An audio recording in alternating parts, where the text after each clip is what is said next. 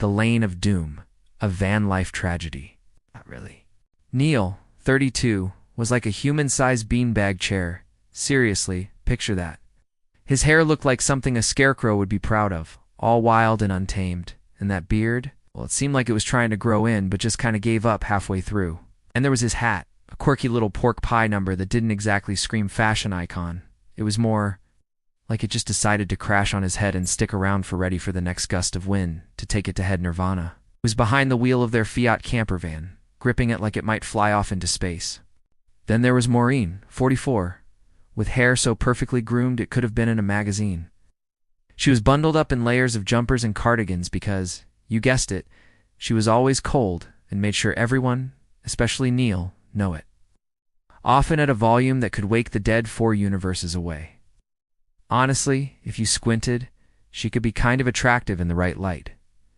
But let's be real, her expression often resembled someone who just sucked on a lemon. She sat next to him, a whirlwind of nerves and drama, with a voice so sharp it could slice through glass. Every time she shrieked about something, like the GPS misdirecting them, Neil's face twitched a little more. By mile 3, his left eye was practically doing the cha-cha, and you could just feel the tension in the air rising faster than heating bills. They were on this totally spontaneous trip to the coast, and honestly, it was all Maureen's idea. She exclaimed, "All the other van life YouTubers are doing it, Neil. We'll lose subscribers if we don't. Can you believe that?" They had 6 subscribers, one of whom was Neil's mom. She felt obligated to support him, being her only son and all. Plus, she just wanted him to be happy. After all, he was married to that woman. The route? Oh man, these winding country lanes that honestly looked like they were drawn by a drunk spaghetti artist. The plan was to park in this spacious parking spot that offered a view of the sea. There were some incredible walks, more like a marathon sprint that even Usain Bolt would struggle to keep up with because the path cut through this field. Now, this field seemed harmless, but it had a rather large resident, a bull. And let me tell you, this bull thought it was a game of tag every time someone entered. As soon as anyone stepped foot in that field, it charged at them and they took off like they were shot out of a cannon. "Neil, I'm scared. It's too narrow. We'll get stuck." Maureen bellowed for the 100th time in 5 minutes, gripping the dashboard like it was trying to escape, or it would start trimming back the hedgerows.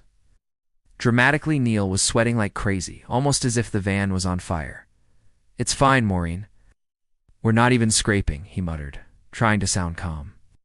But just then, an overhanging branch decided to join the party, gleefully tapping on the van's roof. It wasn't just one tap or two. It went for a full 5 taps, followed by a loud swipe against the rear van door. Maureen, totally caught off guard, screamed. She was on camera, of course. Diving to the side, she broadcast live their van roof was now getting sliced open like it was some kind of horror movie.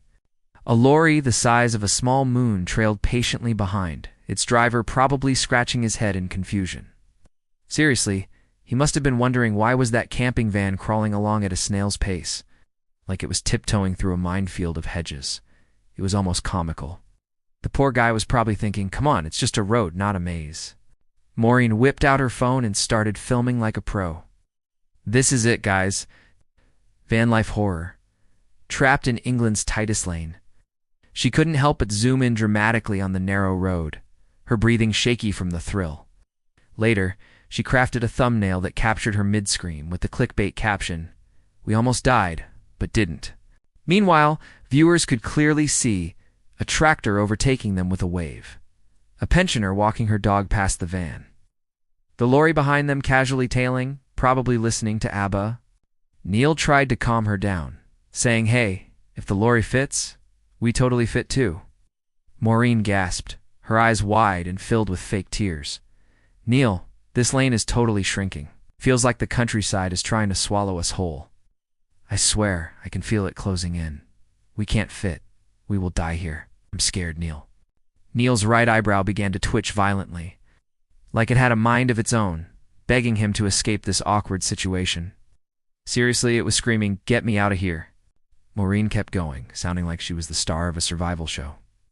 So here we are, stuck in the wilds of rural England. No way out, no mercy, just endless greenery and a whole lot of fear. They finally rolled up to their destination. A cozy parking spot with a stunning view of the sea that was just about peeking through the hedges, and a tree that seemed to be leaning just a bit too much. Neil parked the camper van, and honestly you could feel the tension radiating off him. His nerves were on high alert, and that little twitch of his was practically doing a dance. The patient lorry zoomed by, honking cheerfully, while a long line of frustrated drivers probably cursed under their breath, tossing out a few colorful words aimed at the slow-moving camper. Neil let out a huge sigh, like he'd just conquered a mountain or survived childbirth. It was a moment of relief, mixed with a touch of disbelief finally. They were here. Maureen uploaded the footage with the title, "We were chased by a killer in a lorry, Vanlife gone wrong?" Comments rolled in. "You were literally fine. That lane's way wider than my double driveway." "Maureen, please stop yelling." "Neil, you should see a doctor about that twitch. It's in sync with my metronome." Maureen was already dreaming up the sequel, Attacked by Seagulls, Vanlife Coastal Chaos. Meanwhile, Neil just craved some peace and quiet. Maybe a pair of ear defenders would help. His mother, watching this unfold, thought a divorce might be nice for her son right about now.